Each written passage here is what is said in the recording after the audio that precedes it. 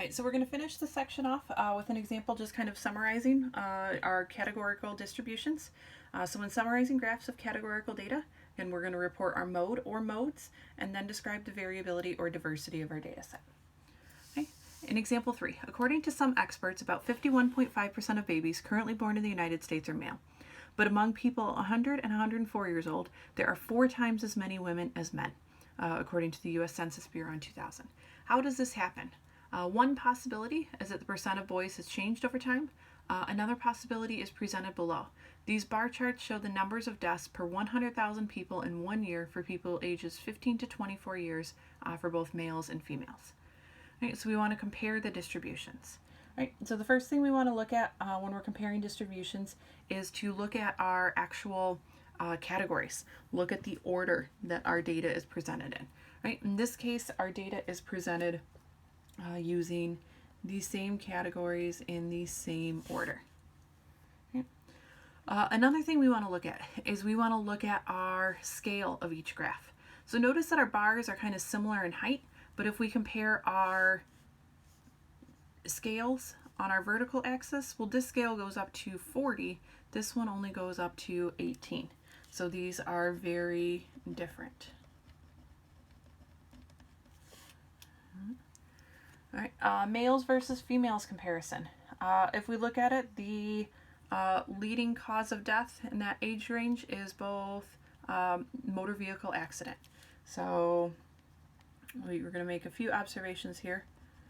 So motor vehicle accident is highest for both.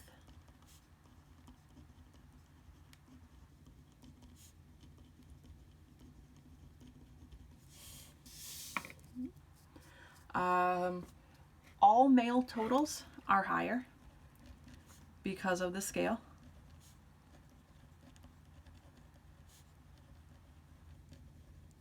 So that is also something worth mentioning. And then if we actually compare our different values, if we were to go through and look at each different category, diseases appears to be the closest.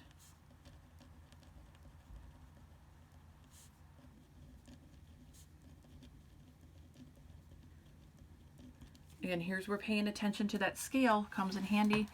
Diseases here, it looks like about 10%, and same thing here. So those tend to be the closest, other kind of right around there as well. Right, now, in this bottom picture, notice the following graph makes the comparisons of the same distributions even a little bit easier. Right, so now it is color-coded, which is a little bit difficult to see in our black and white picture here. But the first column in each of these is representing the male, and the second column of each of these is representing the female. Right, so now we have all of our data from the 2 different groups and all of our categories organized into the same bar chart. Right, so what do we notice? We notice that motor vehicle accident is still the highest for both. Notice that it's very easy to tell that all of the male totals are much higher. And we can also see that diseases appear to be the closest. Right? So what do we notice? So we're going to say here, we can draw the same conclusions .